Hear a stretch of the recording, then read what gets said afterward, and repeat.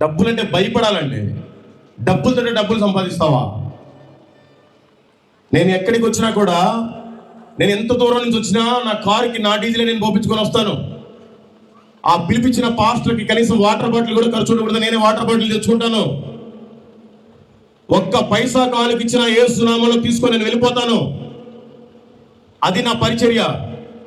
నేను చాలా మందిని పాస్టర్లను చూశాను, కానీ ఈ ప్రభుదాసు పాస్టర్ లాంటి వాళ్ళు నేను ఎప్పుడు చూడలా. నా ఫోన్ బుక్లో మొత్తం 950 మంది పాస్టర్లు ఉన్నారు.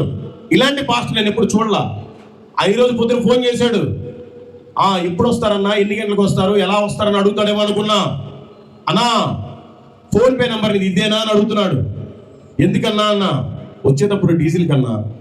అయ్యా నాది ఆ బ్యాచ్ కాదు, నీకు ఆల్రెడీ రాత్రి వచ్చారు, వాళ్ళకి ఇచ్చి పంపించుంటావుగా. కొంతమంది ఫోన్పేలకే పరిమితం వాళ్ళ పరిచర్య, కొంతమంది గూగుల్ పేలకే పరిమితం, కొంతమందికి బ్యాంక్ అకౌంట్కే పరిమితం, కొంతమంది సేవలు అన్నిటికీ పరిమితం, కొంతమంది QR కోడ్కి పరిమితం. బైబుల్ తెలిసి ఒక్క వాక్యం చెప్పరు, జనాలు రెచ్చగొట్టి ఫోన్పే నెంబర్ ఇచ్చేసి వెళ్ళిపోతారు.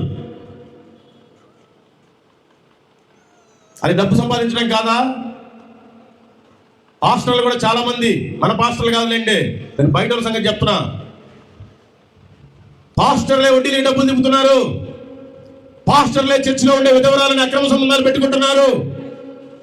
ఎవరు ఎక్కువ కానుకలు ఇస్తే వాళ్ళ దగ్గరికే విజిటింగ్కి వెళ్తారు. ఎవరు మంచి భోజనాలు పెడితే వాళ్ళ దగ్గరికి వెళ్తారు. మిగతా వాళ్ళు మనుషులు కాదా? దేవుడే అందరూ సమానంగా ప్రేమిస్తున్నాడు. నువ్వెవడవా డబ్బులుండే వాటి ఇంటికి వెళ్ళడానికి, డబ్బు లేకుండా మానేయటానికి? తెలుసుకోవాలి. మనమే సరిగ్గా లేకపోతే విశ్వాసంగా ఏం చెప్తాం? క్రైస్తవులు అలా ఉన్నారు, దయచేసి తెలుసుకోవాలి.